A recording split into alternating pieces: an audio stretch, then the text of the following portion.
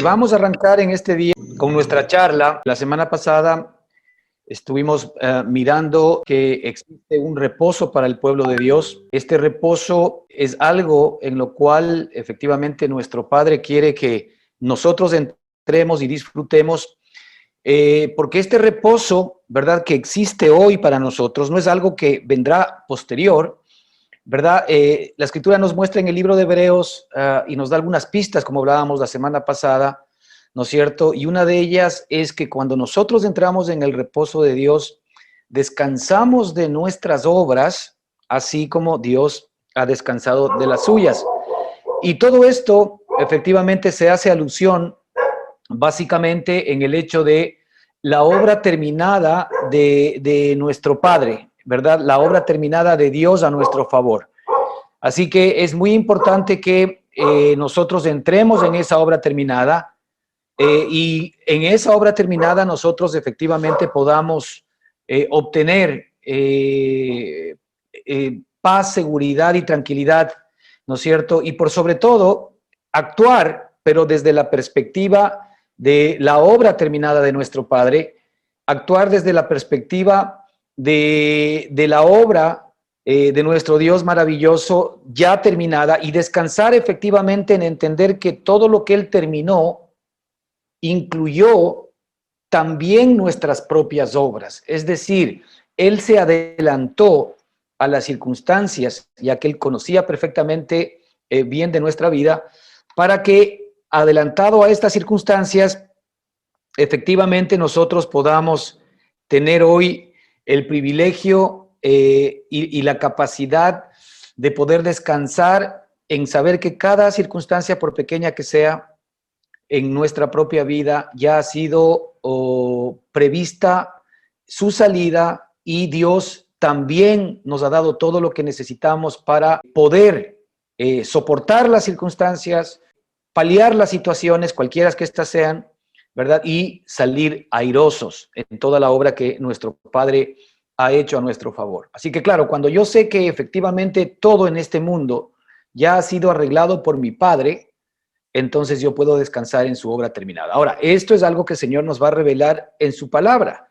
Es por eso importante que al ser la revelación de Dios algo particular para cada uno de nosotros, se hace necesario que esta fe que nos muestra la obra maravillosa del Señor se haga realidad en nosotros, no sea dada a nosotros. No olvidemos que la fe nos viene por el oír y el oír por la palabra de Dios, que escuchemos la palabra de Dios, que estemos discerniendo lo que el Señor nos dice en ella, para que podamos recibir esta revelación.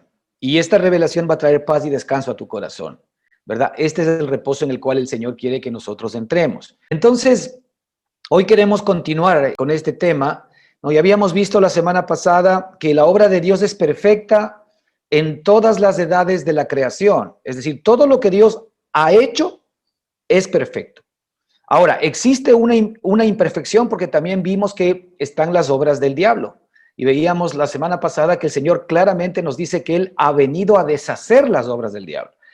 Las obras del diablo son todas aquellas cosas que, por supuesto, nosotros de alguna manera detestamos o nos traen sufrimiento, nos traen angustia, nos traen dificultades, nos traen problemas.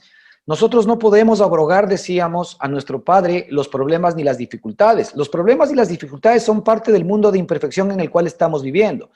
Esta imperfección en la cual nosotros estamos viviendo, lamentablemente por desconocimiento, por engaño, ¿verdad? El hombre fue inducido por una voz distinta a la voz de nuestro Padre, que es la voz del enemigo, a escucharlo a él y a dudar de la voz de nuestro Padre. Y la consecuencia, conforme nuestro Padre justamente le había advertido a Adán y a Eva, es que si es que ellos comían del árbol del conocimiento del bien y del mal. Fíjate, esto se trata del conocimiento del bien y del mal. Esto se trata de qué debo hacer y de qué no debo hacer, que es lo que nosotros normalmente entendemos en nuestra vida adámica, que es el camino a seguir. Es decir, nosotros debemos entender qué es lo bueno, ¿verdad? Y qué es lo malo, para nosotros efectivamente decidir seguir lo bueno y hacerlo. El tema no es ese, el tema no es que nosotros tengamos que discernir lo bueno y lo malo para seguirlo. El tema es que cuando nosotros discernimos entre lo bueno y lo malo, y cuando tenemos la suficiente sabiduría para discernir qué es bueno y qué es malo, porque también en este tiempo, como dice la propia Escritura, hay de aquellos a lo que a lo bueno dicen malo y a lo malo dicen bueno. Y ahora hay mucho que es malo que la gente dice bueno y mucho que es bueno que la gente dice malo. Y la propia Escritura ya también nos habla sobre este tema. Así que el hombre en realidad está confundido totalmente, porque muchas veces lo que es bueno para él, a su propio entender y parecer, realmente no es bueno, es malo.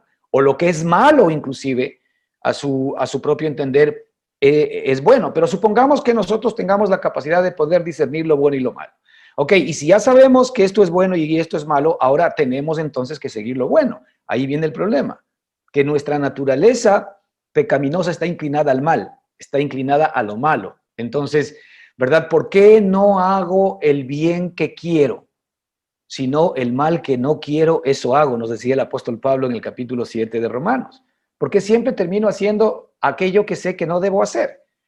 ¿Verdad? Y esta es tu naturaleza pecaminosa en acción, porque resulta que el poder del pecado, nos dice la Escritura, es la ley o el conocimiento de la ley.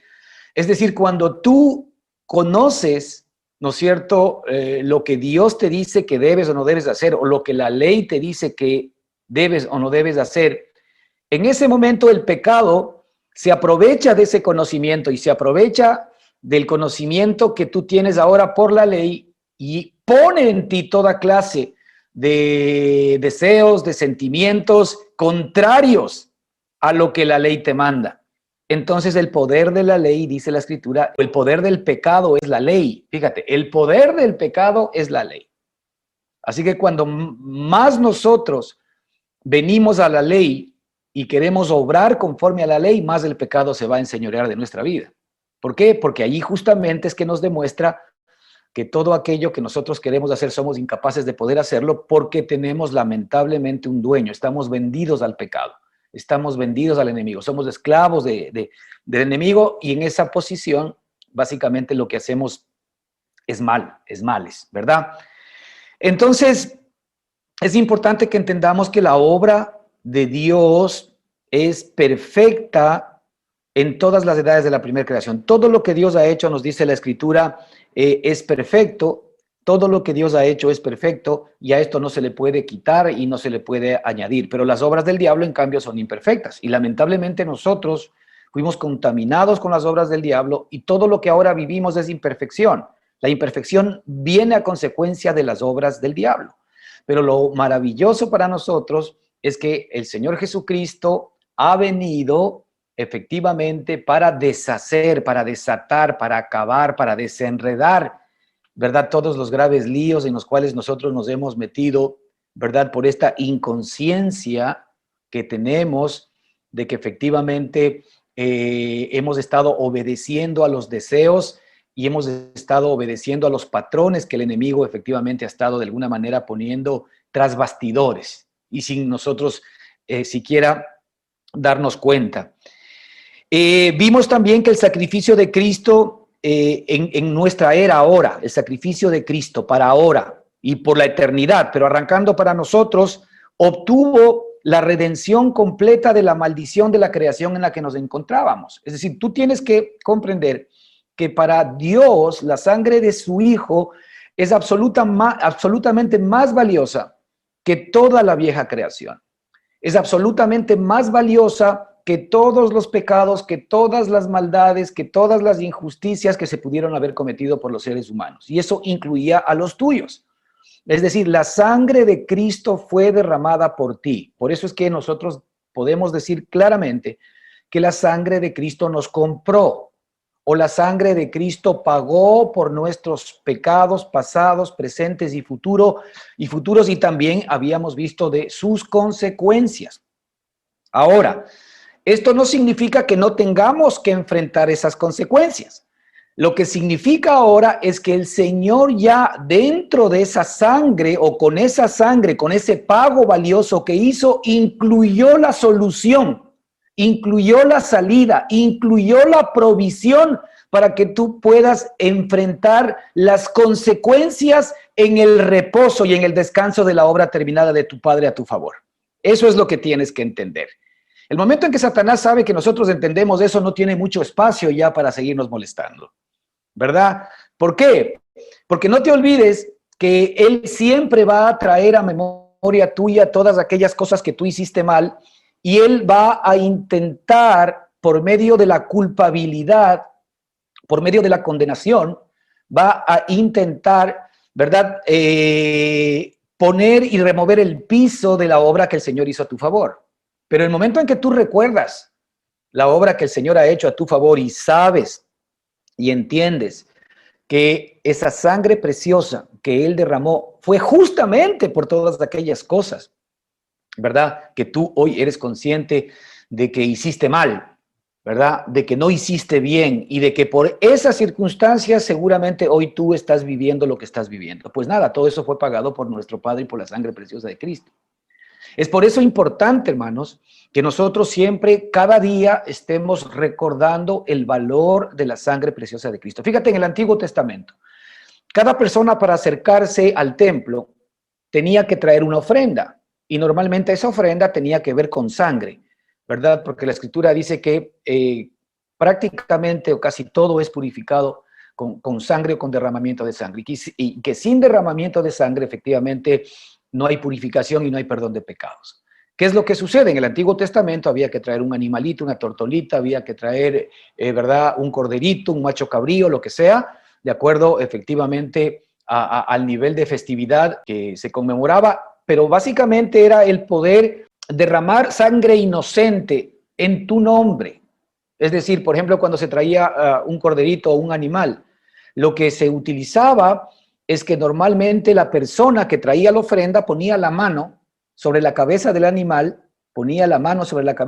y el sacerdote lo que hacía es efectivamente cortar al animal de tal manera de que el animal se desangraba. Esa sangre, ¿verdad?, que efectivamente caía, que era una sangre inocente, ¿verdad?, era la sangre por la cual a los ojos de Dios, ¿no es cierto?, efectivamente tú estabas pagando todos tus pecados. O sea, tú estabas técnicamente transfiriendo tus pecados, tus maldades y sus consecuencias a ese animalito que en ese momento estaba sufriendo el sacrificio. Ahora, eso es Cristo. Todo esto efectivamente no es más que una figura y un cuadro maravilloso que nuestro Padre nos deja de ver de Cristo. Imagínate la sangre de Cristo, ¿cuánto valdrá? Entonces, es como que si, lo mismo, como que ahora que nosotros ponemos nuestra confianza en Cristo, y para eso es que la sangre de Cristo es permanente y continua, y por eso es algo que debe ser vista todos los días, cuando yo vengo a Cristo, cuando yo pongo mi confianza en Cristo, en su sacrificio y en su sangre, yo lo que estoy haciendo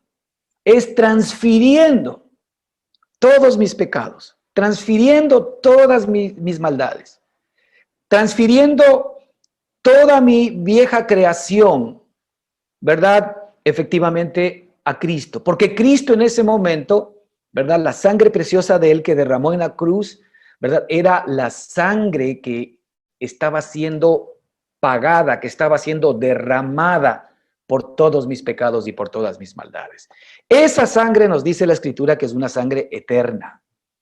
Esa sangre eterna significa que tiene, ¿verdad?, efectivamente vigencia todos los días de toda la eternidad. Y por eso es que ahora nosotros, porque estamos en el tiempo de la gracia, ya que Cristo murió por nuestros pecados, ya no necesitamos más sacrificio por el pecado, porque Cristo es el sacrificio. Entonces, lo único que nosotros necesitamos hacer es venir a la sangre de nuestro amado Señor Jesucristo, lavarnos con esta sangre que el Señor ya nos dio. Y no, hermanos, algo mucho más importante que eso todavía. Nos va a dar libertad de conciencia de pecado. Porque el grave problema para nosotros hoy es que efectivamente nosotros volvemos a tener conciencia de pecado, que es lo que les pasaba justamente a los israelitas en el viejo pacto. Ellos, a pesar de que ponían sus manos sobre la víctima, sobre el animal que moría por ellos, ¿verdad?, cada año tenían que hacer lo mismo, dice la Escritura, porque cada año efectivamente hacían remembranza de sus nuevos pecados. Pero ahora resulta que la sangre de Cristo, como es una sangre perfecta, ahora ya nos limpia la conciencia de nuestros pecados. Es decir, cada vez que tú cometes un pecado, porque seguramente los vamos a seguir cometiendo, pero ya no los cometemos porque necesariamente los queremos cometer, sino porque seguimos todavía nosotros en este proceso en donde se comienza a manifestar la vida santa, la vida justa de nuestro Padre Celestial, pero todavía está esta sombra, ¿no es cierto?, de nuestra carne que a veces nos sigue molestando. Pero efectivamente es necesario que Él crezca, decía Juan el Bautista, es necesario que Él crezca y que yo mengüe. Hablando de Cristo, es necesario que Él crezca y yo mengüe. Entonces ahora es necesario que Él crezca y yo mengüe. Es decir, ahora Cristo va creciendo en mí, la santidad de Cristo va creciendo en mí, la justicia de Cristo va creciendo en mí, pero yo voy menguando. Ese menguando significa que la experiencia nuestra debería comenzar a ser, ¿no es cierto?, o la vida cristiana normal nuestra debería comenzar a ser un ver más, ¿verdad?, a Cristo creciendo en nuestro corazón, ver más a Cristo creciendo en nuestra vida, ver más de su amor, su gozo, su paz, su paciencia, su benignidad, su bondad, su fe, su mansedumbre, su templanza, que es dominio propio, su santidad, su justicia, su verdad, ver más de todo lo que Él es, ¿verdad?, morando en mí, ¿verdad?, su abundancia, su bendición, ¿verdad? Y nosotros vamos a ver que lo otro que éramos comienza a menguar, a menguar y a menguar y a menguar. Ahora, esto funciona en la medida en que yo estoy poniendo mi mirada en Cristo, en su sangre preciosa, en, ¿verdad?, esa redención que logró para mí permanente y continuamente. Porque el antídoto que nuestro Padre nos dio para salvarnos de la muerte, salvarnos de Satanás, salvarnos del mundo, salvarnos de las circunstancias de esta vida, el antídoto que Dios nos dio es justamente la sangre de Cristo. Así como fue levantada una serpiente de bronce en el desierto, ustedes recordarán, ¿verdad?, el antídoto que Dios dio al pueblo de Israel cuando eran mordidos por las serpientes ardientes, ya que les inyectaban su veneno mortal, era el que si es que efectivamente la persona veía a la serpiente de bronce que había sido levantada en un asta por Moisés, inmediatamente ese veneno, ¿verdad?, mortal era paralizado y era exterminado. El antídoto era mirar a la serpiente de bronce. Ahora el antídoto para nosotros es mirar a Cristo. E interesantemente, ¿verdad?, Cristo y la serpiente, ¿verdad?, que sabemos que la serpiente normalmente es una figura del mal, es que cuando Cristo fue a la cruz del Calvario, de alguna manera, al llevarnos a nosotros a la cruz del Calvario y a llevar todos nuestros pecados, era la serpiente misma siendo crucificada y llevando a la muerte por nuestro Señor Jesucristo. Es decir, el Señor Jesucristo llevando a la cruz del Calvario a Satanás y a la muerte, llevando a la cruz del Calvario al pecado. Entonces, Él, dice la Escritura, que Él se hizo pecado por nosotros, ¿sí? Digamos que nosotros éramos la serpiente, porque nosotros estábamos engullidos y estábamos animados por la serpiente. Nosotros éramos la serpiente, ¿verdad? Pero Él se hizo serpiente por nosotros, en algún sentido, ¿verdad?, para que nosotros seamos hechos, ¿verdad?, la santidad, la justicia y la verdad que Cristo es. Ese es el regalo maravilloso que Dios nos dio, ¿ok? Él se hizo pecado por nosotros para que nosotros seamos hechos justicia de Dios en Él, nos dice la Escritura, ¿verdad? Ahora, este regalo maravilloso que nuestro Padre nos da tiene como fin que el sacrificio de Cristo obtuvo para nosotros la redención completa de la maldición de la creación. Métete esto en la cabeza. Toda la maldición que te perseguía antes, toda la mala suerte que te perseguía antes, todo el temor, el miedo, la angustia que te perseguía antes del conocimiento de esta realidad y antes de que tú aceptes esta realidad como beneficiario tuyo, tú mismo como beneficiario de estas bendiciones y de esta realidad, el Señor efectivamente lo que hizo es redimirte completamente de todo aquello. Ya tú no tienes nada que ver con lo antiguo porque Cristo pagó todo aquello que efectivamente tú debías haber pagado. Este es el regalo maravilloso de Dios a nuestro favor. Es que ni siquiera nos dio una parte, sino que nos dio absolutamente todo. Cuando el Padre nos dio a Cristo, es decir, cuando el Padre nos dio lo mejor que Él tenía, ahora nos da juntamente con Cristo lo mejor que efectivamente nosotros podremos recibir en este mundo. Es decir, hermanos, las dificultades, las luchas y las cosas que siempre van a estar, ¿verdad? Porque aquí no podemos decir que esas circunstancias vayan a desaparecer. No, lo que podemos decir es que nosotros somos más que victoriosos para todas aquellas circunstancias y situaciones que estemos viviendo. No importa de dónde hayan aparecido y de dónde vengan y las razones por las que hayan venido. La Escritura nos dice que a Dios se le ha dado un nombre que es por sobre todo nombre.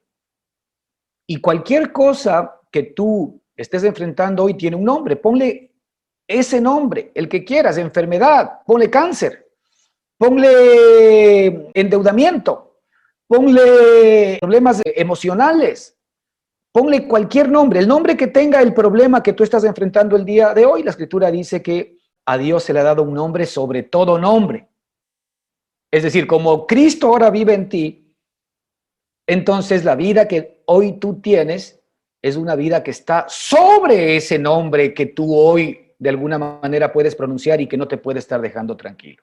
Si el temor, el miedo, la angustia, la desesperación, ¿verdad? Yo qué sé, cualquier circunstancia que tú estás viviendo, la enfermedad, es ese nombre que tú hoy puedes nombrar. Pues nada, a Cristo le ha sido dado un nombre que está por ese nombre. ¿Pero por qué está por ese nombre?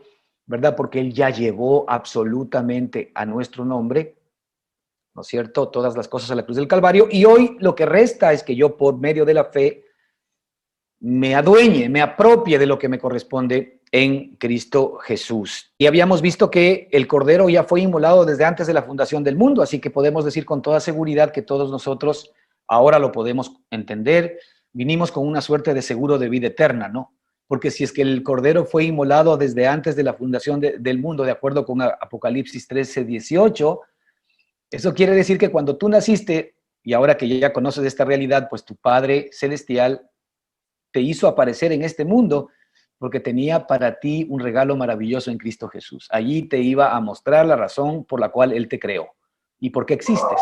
Y la razón por la cual tú existes, la razón por la cual Él te creó, efectivamente es la vida maravillosa de Cristo Jesús, ¿verdad? Siendo una realidad en tu vida y viviendo en ti en este tiempo. Mira, cuando vimos también, ¿no? Cuando el Señor gustó del vinagre, ahí Él lo dijo, ¿verdad? Dijo Jesús, todo está acabado, consumado es. Allí el Señor completó la obra que Dios le había mandado hacer a nuestro favor. Mira, hermano, en ese consumado es, en ese todo está acabado, está incluida las soluciones a tu vida. Allí justamente se incluye todo. Se incluye la salida, la provisión, la bendición. ¿Ok? Se incluye la provisión, la bendición y la sanación y todo lo que necesitas. En Colosenses capítulo 1, versículo 13, me parece, la Escritura nos dice algo muy importante. Nos dice que nosotros hemos sido librados del poder de la potestad de las tinieblas. Escucha bien. Hemos sido librados de la potestad de las tinieblas y hemos sido trasladados al reino de su amado Hijo. Fíjate que qué importante que es este versículo, porque nos muestra fehacientemente que nosotros hemos sido librados de la potestad de las tinieblas. Entiende, la potestad de las tinieblas tenía poder sobre ti, el miedo, la inseguridad, la enfermedad, la angustia, el temor, todo lo que tú estés sufriendo, todo lo que tiene que ver con el sufrimiento, con el dolor, con la inseguridad, con la incertidumbre, todo eso, ¿verdad? Estaba bajo la potestad de las tinieblas. Todo eso estaba bajo la potestad de las tinieblas. Y si lo que el versículo 13 nos dice en Colosenses es verdad, y fíjate lo que dice, dice que nosotros hemos sido librados de la potestad de las tinieblas. Es decir, de todo aquello por medio de lo cual las tinieblas nos tenían bien agarrados. Es decir, Satanás nos manipula a través del miedo, de la enfermedad, de la inseguridad, de las malas noticias. De eso hemos sido librados, nos dice la Escritura. Hemos sido librados de la potestad de las tinieblas, pero la buena noticia es que ahora hemos sido trasladados al reino de su amado Hijo Jesucristo. Es decir, ahora que nosotros estamos bajo la jurisdicción del reino de su amado Hijo Jesucristo, entonces el bien y la misericordia me seguirán todos los días de mi vida. Es decir, la bendición, la gracia, el favor de Dios, el cuidado de Él, ¿verdad? El descanso del cual estamos hablando ahora me pertenecen porque yo he sido trasladado. Escucha bien, he sido trasladado, dice el versículo. Pero algunos de nosotros no queremos ser trasladados o no lo hemos entendido porque todavía nos dejamos manipular por el poder de las tinieblas que ya no tienen poder sobre nosotros. Y ahí efectivamente jamás vamos a encontrar reposo ni descanso, porque vamos a seguir todavía siendo parte, ¿no es cierto?, de este poder maligno que ya no tiene poder sobre ti y sobre mí, de acuerdo con la Escritura. Nos dice claramente que nosotros hemos sido librados del poder de la potestad de las tinieblas y hemos sido trasladados al reino de su amado Hijo. La pregunta es, ¿tú crees esto?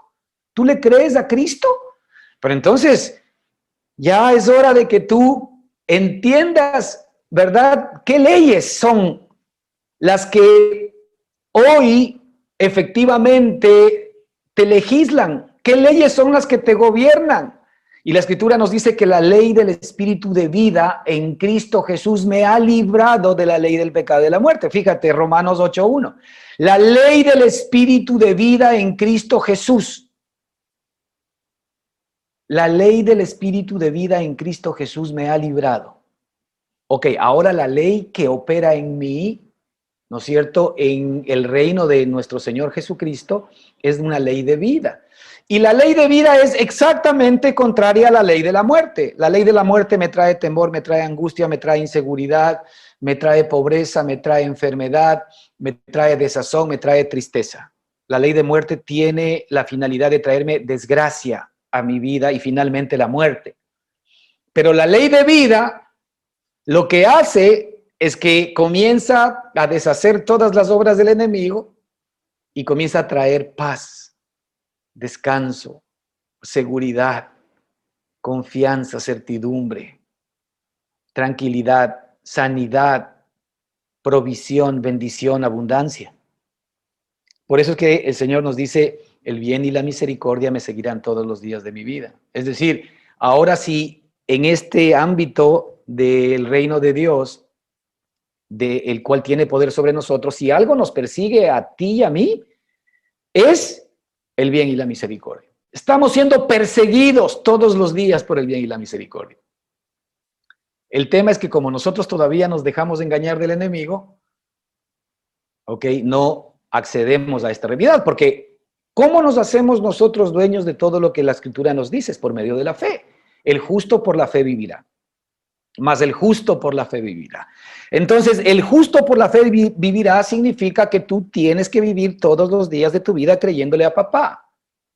Y ese creerle a papá, ¿no es cierto?, viene por el oírle a papá todos los días, pues la fe viene por el oír la palabra de papá, viene por el oírle todos los días, el escucharle todos los días, el atesorar esa palabra en mi corazón, sabiendo que esa palabra es una palabra de libertad, de provisión, de felicidad, de gozo, de amor, de bendición y de sanidad y de todo aquello que yo necesito. Entonces yo ya vengo a esa palabra deseoso, sabiendo que efectivamente, ¿verdad?, esa palabra me va a traer ese día bendición, me va a traer fortaleza, me va a traer seguridad, me va a establecer en las promesas de mi Padre. De ahí que es tan importante el que nosotros escuchemos permanente y continuamente la Escritura. No vengamos simplemente a leerla, sino que tengamos que discernir. Bienaventurado el varón que no anduvo en consejo de malos, ni en camino de pecadores, sino que en la ley de Jehová está su delicia. Fíjate, y en su ley medita de día y de noche. En su ley medita de día y de noche. Estamos hablando allí del Salmo 1. Bienaventurado el varón que en la ley de Jehová medita de día y de noche. ¿Por qué será bienaventurado? Feliz, porque efectivamente lo que está haciendo es que la palabra preciosa de nuestro Padre maravilloso comienza a ser una realidad en cada uno de nosotros. Y ahí es donde la Escritura dice que la justicia de Dios se revela por fe y para fe. Es decir, la justicia de Dios, que ahora es mi propia justicia, y ahora, al ser yo justo como Él es justo, no porque yo haya sido justo, sino porque Cristo, mi nueva raíz, es justo, así como yo en Adán era injusto, porque mi raíz adámica fue injusticia, Así también hoy, ¿verdad? Así también hoy la justicia de Dios, ¿no es cierto?, es mi raíz. La justicia de Dios es mi raíz. Y como la justicia de Dios es mi raíz, entonces hoy mi Padre que es justo, por la raíz que yo tengo, me vienen todas las bendiciones. Por eso es que yo tengo que estar enganchado a Cristo. Porque Cristo es mi nueva realidad, Cristo es mi nueva justicia. No, Dios no me va a premiar a mí por mi propia justicia. Dios, mi Padre, no me va a premiar a mí, ¿verdad?, por mis propias capacidades, sino efectivamente me va a bendecir por lo que Cristo ha hecho, ¿verdad? Y porque Cristo, si yo permanezco en Él, si yo permito que sus palabras sigan haciendo realmente fortaleza en lo más profundo de mi corazón, voy a ver que la verdad de Él se comienza a convertir en mi propia realidad. Nosotros somos transformados, ¿verdad?, en su misma imagen en la medida en que lo vemos a Él permanentemente a cara descubierta, que es sin el velo. El velo es nuestra carne. Cuando yo lo veo a Él a través mío, a través de mi buena conducta, a través de mi justificación o a través de mi justicia propia, entonces yo estoy viendo a Cristo a través de un velo. No lo estoy viendo a través de lo que Él es. Yo tengo que deshacerme del velo, de la mente adámica, de la justicia de Adán, dejar todo eso a un lado y ver lo que Cristo es. Ver que Él es santo, que Él es justo y todo lo que Él es comienza efectivamente a replicarse en mi propia vida. Así es como funciona esto. Esto es por gracia. Esto es un regalo de Dios. Así que en la medida en que yo le veo a Él, yo me voy convirtiendo en lo que Él dice que yo soy. Y es por eso importante verlo todos los días y a cada momento. Así que en Juan 19:30 esa es la idea, que Él, ¿verdad?, acabó toda la obra, dijo consumado es, dijo todo está acabado. Y ahí incluyó absolutamente todo lo tuyo. Vimos que Dios hace perfectas todas las cosas. Eclesiastés nos dice que ha entendido que todo lo que Dios hace será perpetuo.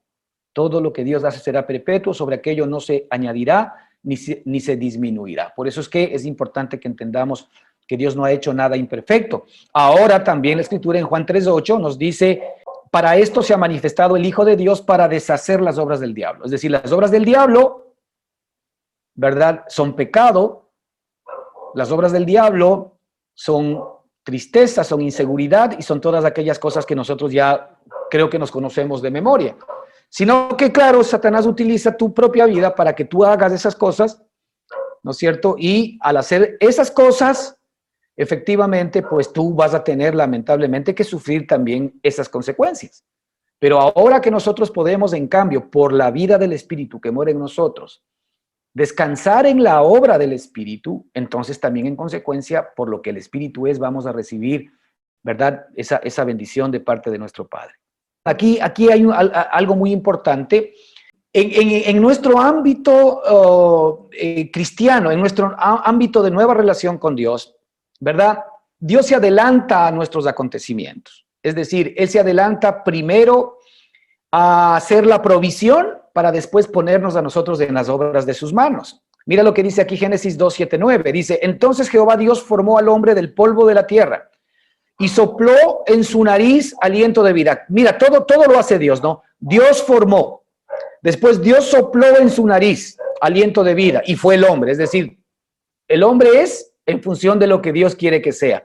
Y fíjate, una vez que Dios hace al hombre, pero antes de eso ya había hecho toda la creación, ¿verdad? Cuando tú vas a Génesis ves toda la creación y una vez que se hizo toda la creación, Dios hace al hombre. Pero después nos dice, ¿verdad? En Génesis 2, nos dice que Jehová Dios, en Génesis 2:8, que Jehová Dios plantó un huerto en Edén. Fíjate, Dios hace al hombre, ¿ok? Dios hace toda la creación maravillosa, Dios hace al hombre, Dios le dice que enseñoree sobre toda la obra de sus manos, pero Dios incluso, una vez que hace todas las cosas, dice que Dios plantó un huerto en Edén al oriente. Mira, ¿quién plantó el huerto? ¿De quién es la obra de plantar el huerto?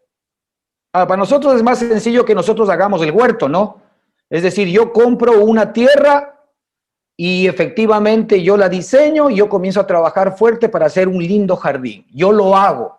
Pero no, en la perspectiva de nuestro Padre, Él es el quien hace las cosas a nuestro favor. Por ejemplo, aquí nos dice que Él plantó un huerto en Edén al oriente y en el versículo 9 nos dice, y Jehová Dios hizo nacer de la tierra todo árbol delicioso a la vista y bueno para comer. Mira, ¿quién hizo nacer de la tierra todo árbol delicioso a la vista? Es decir, maravilloso para ver y bueno para comer. ¿Quién hizo que eso funcione? Ahí no vemos al hombre ni sembrando, no vemos al hombre ni arando, no vemos al hombre ni regando, no vemos al hombre ni haciendo graneros, no vemos al hombre haciendo nada, sino que vemos aquí a Dios, crea al hombre, ahora muy bien, hace un huerto maravilloso y de ese huerto, ¿no es cierto?, hace nacer todo árbol delicioso a la vista, todo lo que al hombre le puede gustar. Ah, qué hermoso es que es eso, ¿verdad? Y bueno para comer, exquisito, bueno, realmente te va a dar vida, te va a dar todo, ¿sí? Y de hecho nos dice, y también puso allí el árbol de la vida. Ahí no habla todavía del árbol del conocimiento del bien y del mal, puso el árbol de la vida. ¿Para qué habrá puesto el árbol de la vida? El árbol de la vida es el mismo, es Dios mismo, porque Dios le había mostrado al hombre que él tenía la capacidad de comer toda la obra de Dios, él podía comer, pero específicamente le dio el árbol de la vida, para que si es que el hombre comía del árbol de la vida, que es comer de Cristo todos los días, ahora para nosotros, ¿verdad? Él no iba a morir. ¿Por qué? Porque la verdad de todo lo que Dios es iba a comenzar a ser una realidad. Es decir, podemos decir que Dios creó al hombre para que efectivamente el hombre sea la casa, la habitación de Dios y para que efectivamente, ¿verdad? Dios en el hombre pueda hacer todas sus obras, pueda cuidar el huerto y pueda realmente de la mano con el hombre, Dios viviendo en el hombre, disfrutar de toda la maravillosa provisión de Dios, ¿verdad? A favor nuestro. Y esto es lo que aquí la Escritura nos está mostrando. Entonces, mira, Dios hace un huerto precioso, hace cosas maravillosas a la vista, hace cosas buenas para comer, ¿no? Y el versículo 8 nos dice, y puso allí al hombre que había formado. Puso allí al hombre que había formado. Fíjate cuál es la perspectiva del Señor. La perspectiva de Dios es que Él tiene para ti y para mí algo hecho que tú ni siquiera te puedes imaginar. Y ese algo hecho es alguien que se llama Cristo Jesús. Cristo Jesús es tu jardín. Cristo Jesús es la bendición que Dios creó para ti, que Dios hizo para ti. Cristo Jesús es su amado Hijo al que mandó efectivamente a esta tierra para que en Él vivas, para que en Él disfrutes, para que en Él obtengas todo lo que necesitas, para que veas que Él es ese jardín maravilloso que Dios plantó para ti en Edén. Él es, ¿verdad?, el que lo hace. Esto no es algo que el hombre hizo, es algo que Dios hizo. Sí, mira lo que dice al final en el versículo 15, dice, tomó pues Jehová Dios al hombre y lo puso en el huerto de Edén. Lo puso en el huerto de Edén, ya hecho todo maravilloso para que lo labrase y lo guardase. Es muy bien, solamente lo que tienes que hacer es cuidar aquello que yo te entrego, que es maravilloso, ya está, no hay que hacer nada más. Ahora yo te doy la sabiduría, yo te doy la bendición, te doy mi poder, te doy mi gracia para que tú, ¿verdad?, continúes con la obra de mi mano. Así es como Dios trabaja. Dios no espera que nosotros nos esforcemos, trabajemos duro, nos rompamos la cabeza para Él bendecirnos. No, hermanos, eso está dentro de la maldición adámica. Dios lo que espera es que nosotros descansemos para Él efectivamente llevarnos a aquel lugar que plantó para ti y para mí. El lugar que plantó para ti y para mí es todo árbol delicioso y bueno para comer. Y también allí está siempre el árbol de la vida para ti y para mí. Entonces nosotros tenemos que entrar al reposo de Dios para que podamos encontrar. Ahora, es importante entender la palabra reposo, reposado, ¿verdad? Para que podamos comprender nosotros, hermanos, de dónde viene esta idea. Normalmente en la Escritura, cuando se nombra una primer palabra, ¿verdad?, es donde podemos encontrar la connotación de lo que Dios quiere, ¿verdad? Por eso es importante a veces entender o estudiar las palabras, ¿verdad? Ya sea en arameo, sea en hebreo, sea en griego, etcétera, que ahora hay mucho material como para poder hacerlo. Lo de fondo es que las palabras que están traducidas al español no necesariamente, ¿verdad?, comunican aquello que inicialmente se quiso comunicar. De ahí que cuando nosotros agarramos una palabrita y vamos al griego, y del griego podemos ver en el hebreo, vamos a ver lo que verdaderamente significa. Entonces, después de todo el desastre que vivió la humanidad por la caída de Adán, ya eso ya no lo vamos a comentar, ya lo conocemos, sabemos que efectivamente venía el famoso diluvio. Pero en el versículo 2, en el versículo 8 del libro de Génesis, me parece que es 4, no estoy muy seguro pero debe ser 4, 8, algo así. Cuando habla de Noé, ¿verdad? La escritura nos dice que el Señor evidentemente estaba dolido en su corazón, por lo que el hombre estaba expresando y manifestando, estaba expresando pecado, estaba expresando caída, dolor, etcétera, lo que jamás él quiso hacer. Es decir, Dios estaba siendo testigo de que las obras del diablo estaban comenzando efectivamente a mostrarse y a expresarse indistintamente de lo que Dios había determinado en su corazón. Pero no olvidemos que jamás nuestro Padre nos va a quitar de nosotros la capacidad de poder decidir. Por eso es que al hombre, una vez que le puso en el huerto de Edén, le advirtió, le dijo a Adán: de todo árbol que yo te he dado puedes comer. Todo lo que tú quieras puedes hacer en este huerto. Lo único que no puedes hacer es comer del árbol del conocimiento del bien y del mal. Y como nos dice la Escritura, también se había puesto del árbol de la vida. Pero Adán no comió del árbol de la vida, pero sí comió del árbol del conocimiento del bien y del mal, ¿verdad? Que justamente Dios le había dicho que no coma. Entonces ahí podemos ver inclusive, ¿no?, el poder del pecado, porque la Escritura nos dice que cuando no hay ley, que el poder del pecado es la ley. Fíjate que hasta que el Señor no le advirtió a Adán que no coma, es decir, es una figura de la ley, cuando Dios nos manda a hacer algo, es la figura de la ley, recién en ese momento, cuando Dios le manda a Adán que no coma del árbol del conocimiento del bien y del mal, porque ciertamente morirá, comienza a despertarse algo en el corazón del ser humano. Y comienza Satanás a hacer su trabajo y a decirle a la mujer, en este caso, ¿no es cierto?, Eva, con que Dios te ha dicho que no comas. Entonces ella comienza a tratar de escuchar al enemigo, y el enemigo le termina engañando.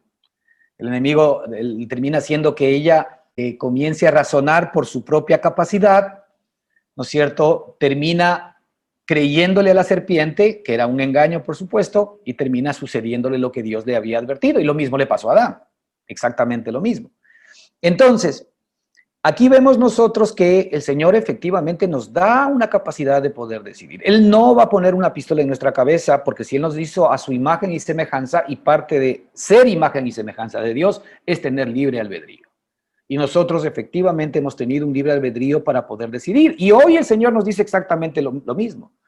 Es decir, escucha mi voz, ¿verdad? No escuches la voz del enemigo. Ahora, si escuchamos la voz de él, vamos a tener vida. Si escuchamos la voz del enemigo, pues en consideración contraria, vamos a tener muerte. Entonces, nosotros vemos que en este tema de Noé, una vez que le dolió al Señor y a nuestro Padre haber hecho al hombre, dice la Escritura, le dolió en su corazón por la tristeza que le estaba embargando al ver la condición en la que el hombre se encontraba. Ahora entra en acción el plan de Dios. Y nos dice la Escritura en el versículo 8, pero Noé halló gracia ante los ojos de Jehová. Pero Noé halló gracia ante los ojos de Jehová. Es decir, Noé, como todos nosotros sabemos, iba a ser como que un nuevo comienzo de esta humanidad. ¿Ok? Ya que venía el diluvio, se lo había advertido, para destruir toda la creación que Dios había hecho, pero solamente había dejado a Noé. Y la Escritura nos dice, pero Noé halló gracia ante los ojos de Jehová. Y aquí, increíblemente, ya vemos la primera perspectiva de lo que significa el reposo de Dios. Y ustedes van a decir, bueno, ¿en dónde está? Bueno, cuando usted lee la palabra Noé y va a la Escritura, pues la palabra Noé, ¿verdad?, significa reposo. ¿Ok? Noé es reposo, Noah, ¿verdad? Significa el reposo, el reposo de Dios. ¿Ok? Entonces, en este versículo vemos algo muy importante, que la palabra Noé, que es reposo, sí, está al lado de que reposo haya algo. reposo haya gracia ante los ojos de Dios. Entonces es una manera de decir, pero el reposo halló gracia ante los ojos de Dios. El reposo haya gracia ante los ojos de Dios. Y por eso dentro de los mandamientos de Dios, como nosotros sabemos, el Señor hizo que, por ejemplo, exista un día de reposo, ¿verdad? El día séptimo era el día de reposo, el famoso Sabbat que nosotros conocemos del día de hoy. Entonces, allí vemos la primera vez que se conoce la palabra reposo, ¿verdad? Tiene el nombre de Noah, ¿sí? Y Jehová, ¿verdad? Halló en reposo o halló en el reposo gracia. Es decir, el reposo a Dios, ¿no es cierto?, le trae gracia para nosotros. O cuando nosotros entramos en el reposo de Dios, eso nos trae gracia de Dios para nosotros. Y a lo largo del Nuevo Testamento, obviamente ya el pueblo de Dios guardaba el Sabbat y todo, pero a lo largo del Nuevo Testamento, cuando Cristo vino ya a esta tierra, ahí ya pues estaban con toda la ley y todo el tema, nosotros vemos que, ¿verdad?, el Señor escogía el día de reposo como el día favorito para poder hacer milagros. Y nosotros registramos en la Escritura, ¿verdad?, 7 milagros por lo menos en el día de reposo. Y claro, todos esos milagros, ¿verdad?, es los que realmente hacían que el estómago les arda a los judíos israelitas, porque el Señor lo que estaba haciendo para ellos era quebrantar el día de reposo, ¿verdad? Y claro, el Señor Jesucristo les dijo una vez, he aquí alguien más alto que el reposo, porque resulta que él era el que había hecho el día de reposo, de acuerdo con la ley. Dios había mandado que se repose, y el Señor Jesucristo, cuando estaba aquí, que ellos no lo entendían, les decía, he aquí alguien más grande que el reposo, o que el día de reposo, que era Cristo mismo. Pero Cristo hizo por lo menos 7 milagros en el día de reposo. Por ejemplo, liberó demonios en el día de reposo. Sanó a la suegra de Pedro en el día de reposo. Sanó al paralítico en el día de reposo. Sanó al hombre de la mano seca en el día de reposo. Sanó a una mujer encorvada en el día de reposo. Sanó a un hombre hidrópico en el día de reposo.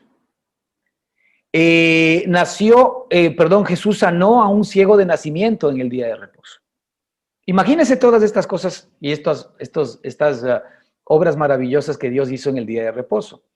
Lo cual efectivamente nos debe a nosotros, hermanos, llamar la atención en el sentido de que el lugar favorito de nuestro Padre para bendecir, para hacer milagros, para dejar ver su poder, para obrar sobrenaturalmente, es cuando nosotros entramos en su reposo. Cuando nosotros entramos en su reposo. Y es por eso que la Escritura nos conmina a que nosotros, ¿verdad?, entremos, procuremos entrar en el reposo de Dios. Procuremos. Si en algo la Escritura nos pide diligencia, esfuerzo, es en procurar entrar en el reposo de Dios. Es procurar entrar en descansar de nuestras obras, así como Dios descansó de las suyas. Ahora, en el mismo Hebreos, capítulo 3, versículo 12, nos muestra justamente que es la antesala de esta sección de entrar en el reposo. Nos muestra algo importante en el versículo 12, Hebreos 3, 12.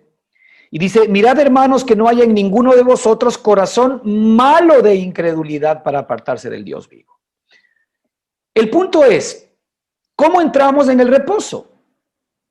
Y aquí la Escritura quiere llevarnos a que entendamos cómo entramos en el reposo del Señor, porque ya aquí el Señor dice, yo juré en mi ira que no entrarán en mi reposo, ¿verdad? Dice, porque siempre andan vagando en su corazón y no han conocido mis caminos.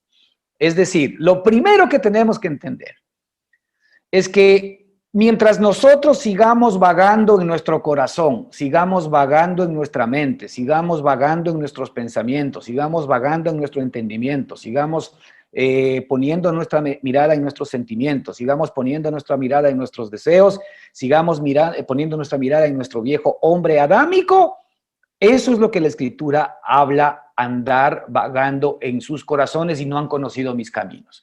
Es decir, conocer los caminos de Él es entender que Dios no se guía ahora en nuestra nueva relación por la mente adámica ni por los sentidos del hombre adámico, porque ni la mente adámica ni sus sentidos alcanzan para comprender a Dios. Dios ahora efectivamente se relaciona con nosotros por medio de la fe.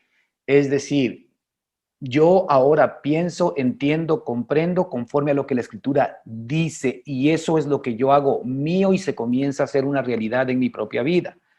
Y el versículo 12 dice que cuando nosotros entramos y estamos vagando en nuestro corazón, obviamente nunca vamos a conocer sus caminos y no vamos a entrar en el reposo de Él.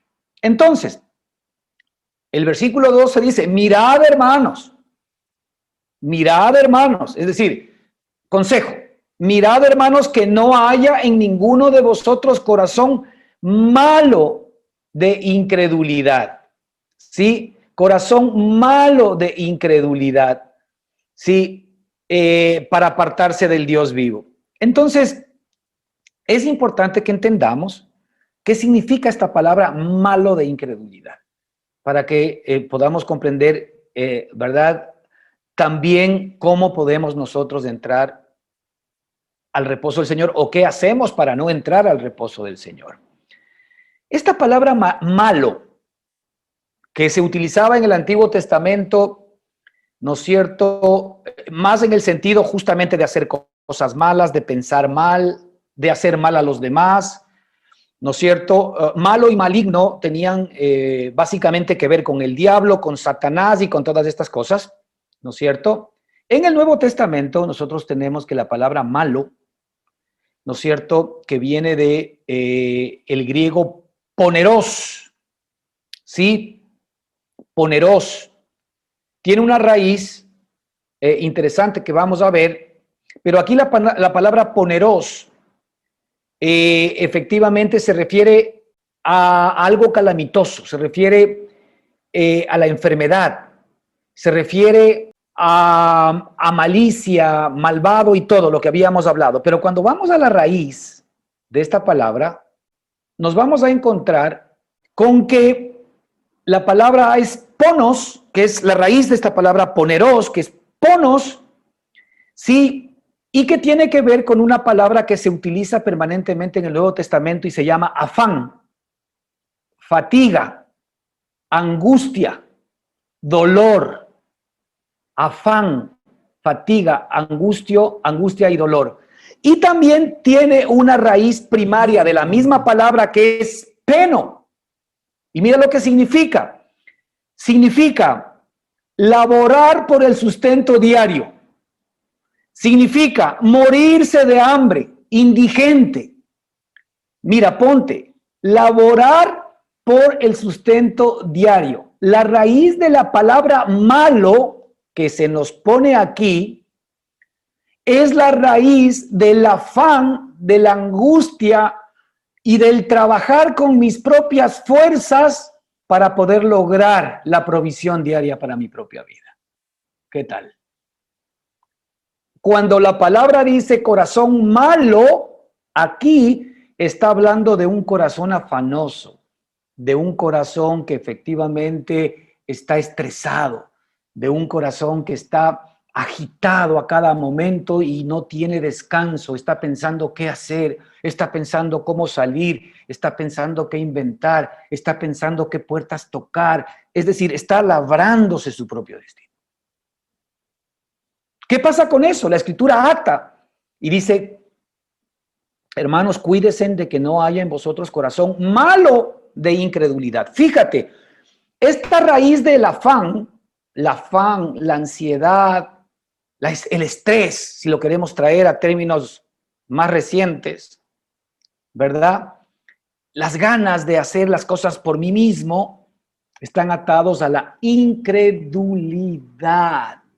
Incredulidad, corazón malo de incredulidad, un corazón afanoso, un corazón que se busca la vida por sí mismo, está atado a un corazón que no le cree a Dios.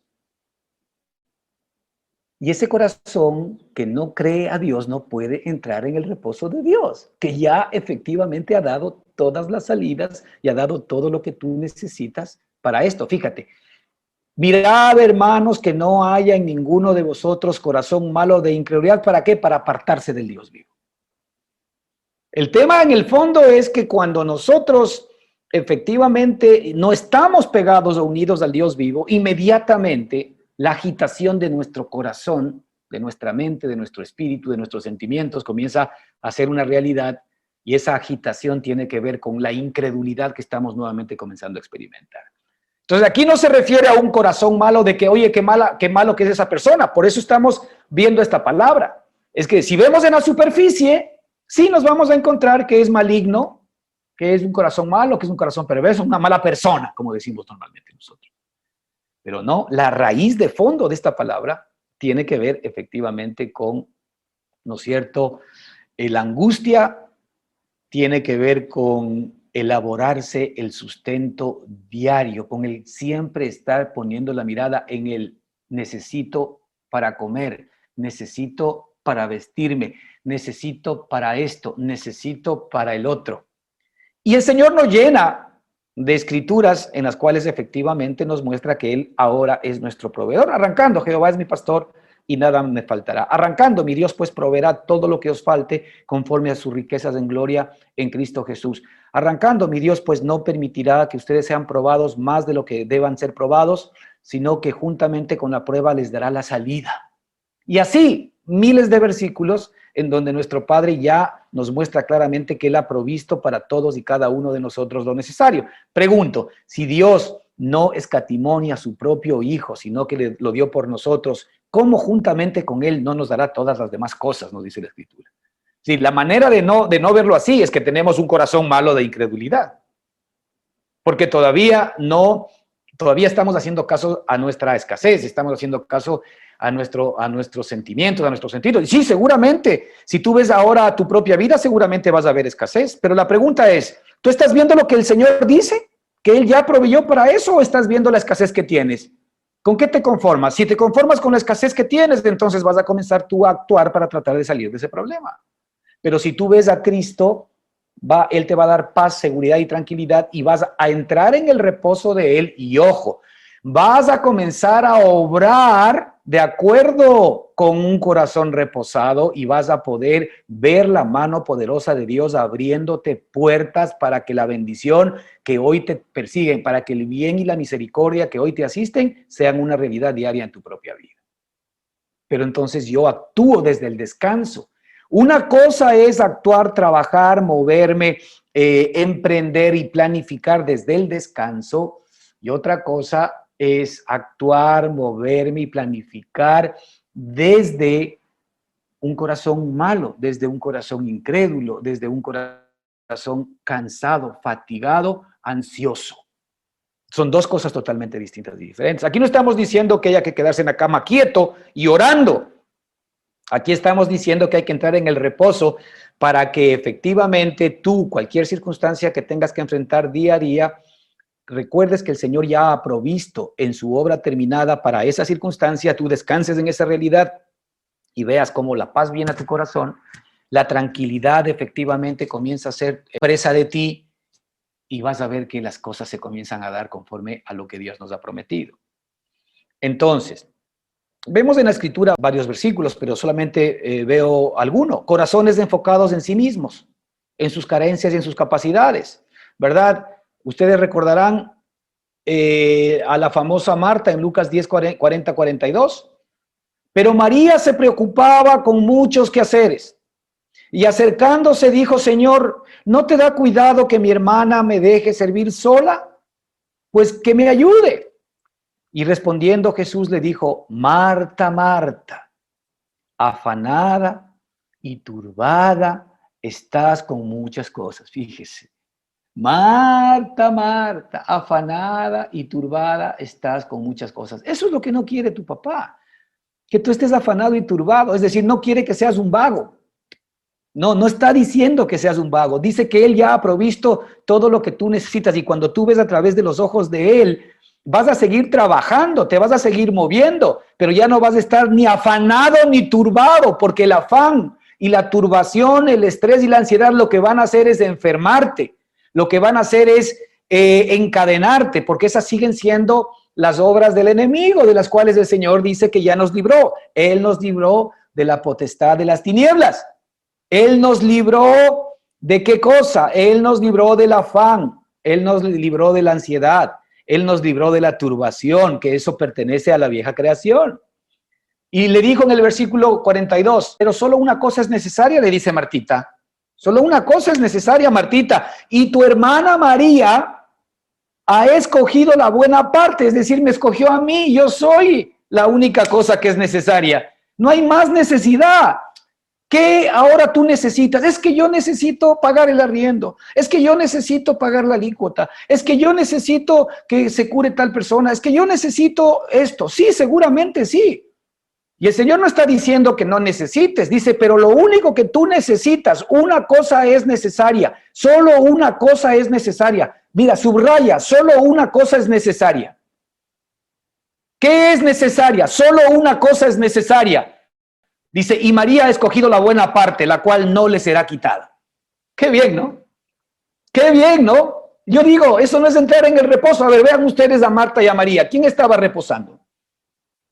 Es decir, yo le veo a María, después de haber recibido esta vida de Cristo, después de haber recibido esta seguridad, esta paz, esta tranquilidad, le veo a una María reposada, levantándose a hacer un trabajo espectacular, con gozo, con seguridad y con tranquilidad, todo brillando, todo limpio, una rica comida, una rica cena, pero sin embargo ella se mandó la mejor parte. Y la hermana terminó cansada, exhausta, resentida con Jesús y resentida con la hermana María por ser una vaga. Aparentemente así, ¿no? Miren las dos posiciones. Pero el Señor Jesucristo estuvo ahí para nosotros, hermanos, para enseñarnos a nosotros que tenemos que entrar en el reposo de Dios. Si algo tienes que hacer todos los días de tu vida, es antes de arrancar el día, es venir a los pies de Jesús para entrar en su reposo, para poder tú repasar en tu cabeza su obra terminada, para entender que todos tus pecados, pasados, presentes, futuros, con sus consecuencias han sido pagadas por el Cordero, que la sangre de Cristo es más valiosa que todas las cosas de este mundo, es más valioso que todos tus pecados, es más valioso que todos tus errores y que ya fueron pagados por Él. Tus angustias, tus dolores, tus tristezas ya fueron pagados por Él. La Escritura nos dice que en Él fue cargado todo tu desazón, ya fue cargado sobre Cristo. No quieras volver a pagar una deuda que ya te fue pagada. Entra en el reposo y vas a ver cómo esa deuda se comienza a hacer real en tu propia vida, el pago de la deuda, y eso se convierte en milagros, se convierte en provisión, se convierte en sanidad, se convierte en seguridad, se convierte en paz.